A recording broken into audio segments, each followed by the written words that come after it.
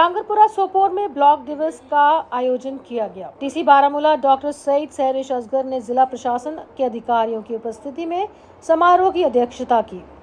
कार्यक्रम में बड़ी संख्या में लोगों ने भाग लिया और प्रसन्नता व्यक्त की कि उनके कार्य किए जा रहे हैं और उन्हें उम्मीद है कि भविष्य में भी इस तरह के कार्यक्रम होंगे।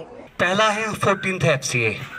14th FCA में पहले हम करते थे सिविल वर्कर्स, तो जैसे कि आपको मालूम है दिसंबर के से उन पे बैन लगा दी, जिसको हम कह रहे हैं MRF।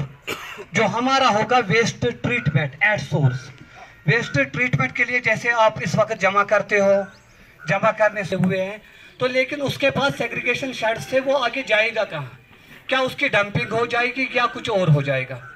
वर्ड लिंकिंग कर देंगे म्यूनसिपलिटीज के साथ। तो जहाँ जहाँ पे हमें लगेगा कि म्यूनसिपलिटीज हमें अलो करेगी अपनी डंपिंग यार्ड्स यूज करने के लिए, वहाँ पे जाएंगे। अगर नहीं होता है तो हमने एक प्रोजेक्ट बनाया है। क्या हो जाएगा कि हमारे पास 2-3 किस्म की मशीनें आएगी, जिसमें से एक है हमारी बेलिंग मशीन, एक है श्रेडर, एक है इंसिनेटर। बड़े बड़े पीसों को वो अलग अलग करके छोटे छोटे पीस बनाता है। इसी तरह जो हमारा इसमें बेलिंग मशीन होगा वो पॉलिथीन वगैरह को, हमारा जो सारी प्रॉब्लम है इस वेस्ट मैनेजमेंट की वो एड्स की कोशिश करेंगे।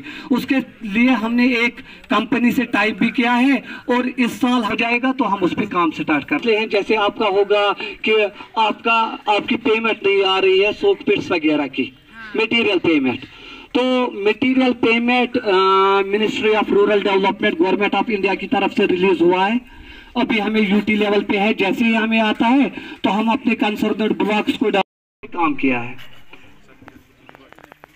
हाँ, और एक चीज आपका, एक इम्पॉर्टेंट 2 चीजें यहाँ पे बोलना चाहूंगा। एक आपका है कि बैक टू विलेज पे जो आपने काम किए हैं उनकी पेमेंट्स का क्या हो जाएगा, तो वो तो जैसे ही वो आ जाएगा तो वो हम ब्लॉक्स को डाल देंगे for further payment to concern. ADP में आपका सिक्योरिटी डिपॉजिट, तो सिक्योरिटी डिपॉजिट इस वक्त फाइनेंस में फाइल चल रही है, फाइनेंस से उसको अप्रूवल आने वाला है। जैसे ही अप्रूवल आ जाएगा वो आपकी बिल भेज सकते हैं ट्रेजरी और वहां से वो विड्रॉ हो सकता है।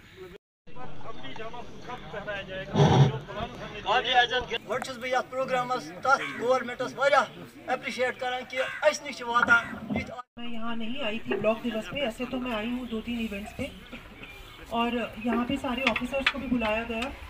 इसका मकसद यही होता है ब्लॉक दिवस का कि हम मौके पे ही जो भी इश्यूज़ हैं, जो नॉर्मल प्लानिंग प्रोसेस में हमारे कोई जो हम डेवलपमेंटल इश्यूज़ रखते हैं, अगर उसमें कोई प्रॉब्लम आ रही है, किसी डिपार्टमेंट की तरफ से प्रॉब्लम आ रही है, कोई रेवेन्यू की प्रॉब्लम आ रही है या किसी भी तरह की जो इशू आ रहे हैं उन पे डिस्कशन हो और मौके पे ही उसका इजाला किया जाए। मैं बड़ी खुश हूँ कि बहुत सारे महकमे जो हैं अच्छा काम कर रहे हैं और अभी कल ही रिसेंटली परसों ही GPDP भी हुआ, जिसमें ग्राम सभा हमने हर जगह की। आज भी जो हमने ये एक तरह से ग्राम सभा ही होती है ब्लॉक दिवस, जिसमें हम सारे लोगों को बुलाते हैं।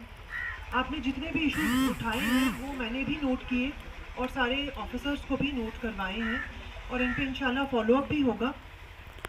जो डिपार्टमेंट्स जिनको हमने कहा है कि हमें 2-3 दिन के अंदर रिपोर्ट देने के लिए, वो मैंने भी नोट कर लिया है, उनसे भी हम रिपोर्ट लेंगे कि इस पर क्या कार्रवाई हुई।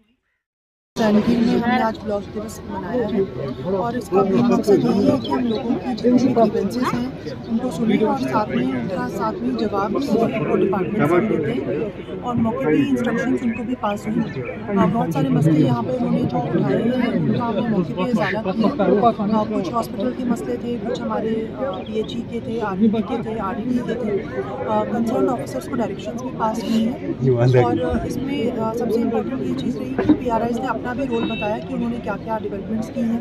डिपार्टमेंट्स ने अपना बताया कि उन्होंने क्या क्या अपने प्लान में रखा है और पिछले साल उन्होंने क्या क्या एक्टिविटीज़ की हैं। इससे हमने IC एक तरह से एक्टिविटी भी करते हैं जिसमें हम बताते हैं कि डिपार्टमेंट्स क्या क्या प्रोग्राम्स लॉन्च कर रही हैं और लोगों में भी इससे जानकारी और ज़्यादा बढ़ जाती है। आज स्वीप के लिहाज के बारे में भी हमने बताया कि वोटर रजिस्ट्रेशन हम कर रहे हैं, न्यू इलेक्टर्स जो हैं उनको रजिस्टर कर रहे हैं। उसके बारे में बताया कि आप अपने आप को रजिस्टर करवा सकते हैं और आपको नया एपिक कार्ड जो है वो मिलेगा।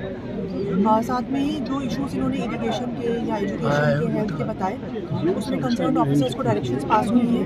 कुछ जगहों की जहाँ कंप्लेंट्स आई हैं वहाँ पर ADC साहब को भी हमने बताया कि वहाँ मौके पे जाके हमें रिपोर्ट ये ब्लॉक को साफ सुथरा रखना है, उसमें आवाम की भी बहुत जिम्मेदारी, तो आवाम उनके लिए क्या मैसेज है, किस तरह? भारत मिशन जो है हमारी एलजी एडमिनिस्ट्रेशन का और चीफ सेक्रेटरी साहब का एक पेट प्रोजेक्ट है, क्योंकि गांव में कभी भी ऑर्गेनाइज्ड फॉर्म में क्लीनिंग एक्टिविटी नहीं होती थी, गांव में कभी भी डोर टू डोर कलेक्शन नहीं होती थी।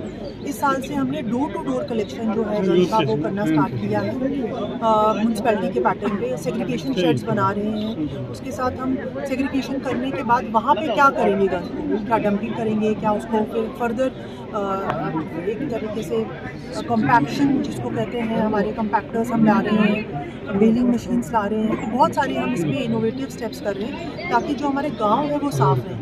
लेकिन ये तभी हो सकता है अगर लोग जो है वो पॉलीथीन को नहीं यूज़ करें, जो सिंगल यूज़ प्लास्टिक है उसको ना यूज़ करें, क्योंकि वो कभी भी पूरी तरीके से डिग्रेड नहीं हो सकता है। उसके आप श्रेडिंग कर सकते हो, कम्पैक्शन कर सकते हो, लेकिन 100% डिग्रेडेशन जो है सिंगल यूज़ प्लास्टिक की नहीं होती है।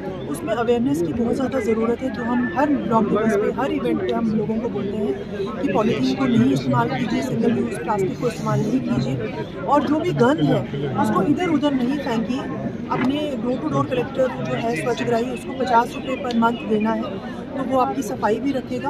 और साथ में आपने भी ये कोशिश करनी है कि ज़्यादा से ज़्यादा रिसाइक्लेबल मटेरियल को यूज़ करें। तो जो खाली बिल्डिंग है डिस्ट्रिक्ट बारामूला में जो एडमिनिस्ट्रेशन ने बनाई है वो किस तरह से यूज़ की जाएगी? 100 कुछ बिल्डिंग्स थी, उसमें से हमने ऑलमोस्ट 70% बिल्डिंग्स को फर्दर यूटिलाइज कर दिया है। अभी 13 और बिल्डिंग्स हमने आरडीडी को हैंड ओवर कर दिया है। जिस भी महकमे की हमें डिमांड आती है कि हमें बिल्डिंग चाहिए, जैसे आज भी इन्होंने 3 बिल्डिंग्स बोली जो अनसैंक्शनड बनी हुई थी, उसमें मैंने एडी साहब को बताया कि वहाँ मौके पे जाके सीएमओ को ले जाके वो देखेंगे कि उस बिल्डिंग को अगर पीआरआई ग्रांट से हम बेटर करके उसमें हम एनटीपीएचसी जो कि एक छोटी सी एक रूम में चल रहा है उसको शिफ्ट कर देंगे। इस तरीके से हम रीयूज़ कर रहे हैं रिसोर्सेज का, और मुझे लगता है कि आगे आने वाले 1 साल के अंदर अंदर हमारी सारी बिल्डिंग जो है वो बेटर यूटिलाइज। एजुकेशन सेक्टर में बहुत सारी बिल्डिंग्स बनी है जहाँ पे बच्चे नहीं, उसकी ही बहुत सारी बिल्डिंग्स थी जो हमने 70% यूटिलाइज की, अभी भी हैं, लेकिन जो हमें डिपार्टमेंट बोलता है हम उनको देते जाते हैं, और उसको हम चाहते हैं कि क्योंकि इसमें रिसोर्सेज चाहिए होता है तो कन्वर्जेंस के तरीके से हम चाहते हैं।